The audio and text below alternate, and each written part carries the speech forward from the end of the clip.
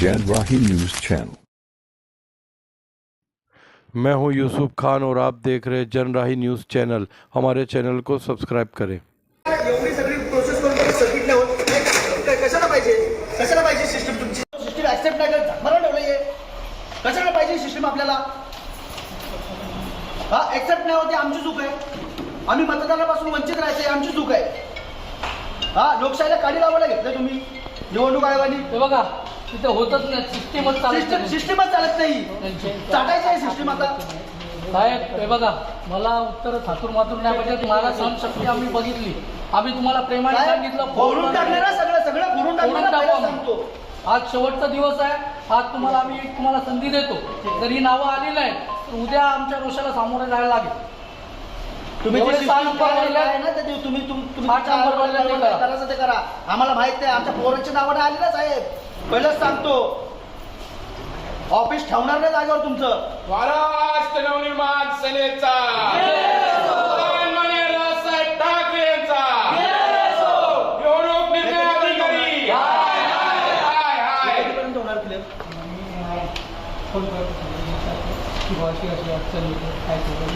हा एक पीसी आहे. हा एकच पीसी आहे.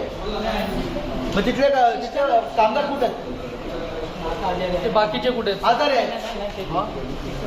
बाकीचे कुठे आहेत? मला काय बोलायचं साहेब? ऐका, ऐका. 4.5 लाख बघा, मतदार माझ्या मतदार प्रभागाची संख्या किती आहे तुमच्या माहितीप्रमाणे 51,000. आपल्याकडे किती प्रभाग आहे?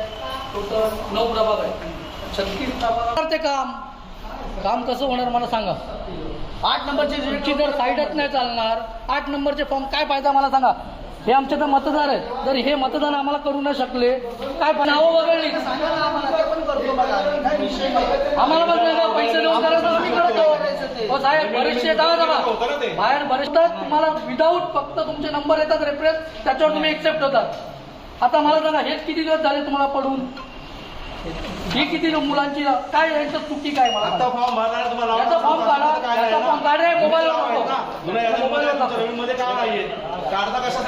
नंबर टाकला सुमितचा नंबर टाकला. मुळात सांगायचं असं की मागील जेव्हा ठामोपाने मतदार याद्या प्रकाशित केला तेव्हापासून माझ्या प्रभागातले अनेक नावं ही दुसऱ्या प्रभागात फेकलेत. काही नावं तर डायरेक्ट मतदान लिस्टमधनं काढण्यात आली होती. ज्यांनी विधानसभेला मतदान केलं त्यांचं मतदार यादीत नावं नाही आहेत. आम्ही इथे विचार नाही केला. आम्हाला सांगितलं तुम्ही 8 नंबर फॉर्म भरा. आज 8 नंबर फॉर्म भरून 25 दिवस झाले परंतु यांच्याकडनं एकाही व्यक्तीचं मतदार नाव नोंदणी करण्यात आली नाही. पुन्हा दुसरी व्यक्त सांगायची तर 6 नंबरचा मतदार जो 18 वर्ष पूर्ण होतो त्याला घटनेने लोकशाहीने दिलेला अधिकार आहे का त्याला मतदान नाव नोंदणी करून घ्यायलाच पाहिजे. असे अनेक फॉर्म आम्ही ऑनलाईन भरतोय. ते ऑनलाईन भरल्यानंतर हे रिजेक्ट मारतायत. त्या जागेवर न जाता कुठली शहानिशा न करता 149 कळवा विधानसभेचे मतदार अधिकारी आहेत. हे कुठेही न जाता इथे बसून नुसते आहेत. कोणतेही काम करत नाही. 6 नंबरचा ना फॉर्म भरत नाही. 8 नंबरचं काही काम करत आहेत. मग हे असलं निवडणूक कार्यालय आम्हाला काय कामाचं आहे. आणि जर आम्हाला लोकशाहीने दिलेला अधिकारच मिळाला नाहीये मतदानाचा तर आम्ही काय करायचं. याच्यासाठी आज इथे आमच्या मनसेच्या वतीने आंदोलन करण्यात आलं होतं.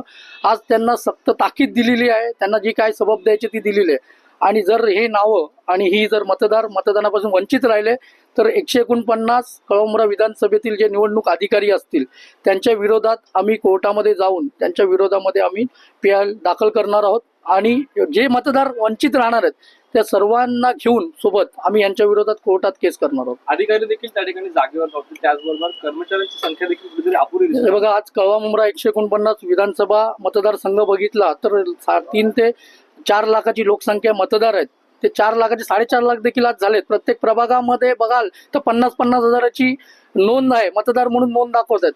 4.5 लाख मतदार 9 प्रभागामध्ये आहेत. परंतु यांच्याकडे काम करायला एकच मुलगा आहे. तुम्ही बघितलं असेल इंट्र्या कधी करणार. 6 नंबरची नोंदणी कधी करणार. जे स्थलांतरित झालेत काहींची नावं वगळली आहेत त्यांना मतदार यादीमध्ये कधी समाविष्ट करणार. हे सर्व जाब विचारण्यासाठी आज आम्ही इथे आलो होतो. आम्हाला माहिती आहे काही टायमातच निवडणूक आयोगाची पत्रकार परिषद आहे परंतु असे जर होत सेटिंग करून हे कोणाच्या सांगण्यावरून एका जे इच्छुक उमेदवार आहेत त्यांची नावं कशी वगळली जातात. 4 टर्म जो नगरसेवक असतो त्याचं नाव मतदार यादीतनं काढतात.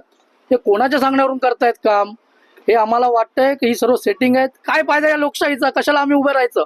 आम्ही आमच्या आयुष्याचे 20-20 वर्ष 5-5 वर्ष लोकांच्या सेवेमध्ये घालवायचे आणि आमची नावच गायब होणार असतील तर कसं आम्ही काम करायचं, कसे आम्ही मतदाराला सामोरे जायचं? कार्यकर्त्यांनी हे देखील सांगितलं गेल्या अनेक दिवसापासून ते या कार्यालयामध्ये, परंतु कुठलीही तक्रार तिथे नोंद आहे, परंतु कार्यकर्त्यांनी थेट जे आहे अधिकारी PC देखील फोडलेला आहे, एका- इशारा देखील दिलेला आहे की जर ओके. याच्या पुढे झालं नाही तर संपूर्ण उद्ध्वस्त करून आहे कार्यालय. हे बघा, शेवटी आमचा पण कुठेतरी सहनशक्तीचा अंत होतो. आम्ही किती दिवस त्यांना हात जोडणार? शेवटी हात सोडायला लागतात, कारण का त्याच्याशिवाय यांना ही भाषा कळत नाही.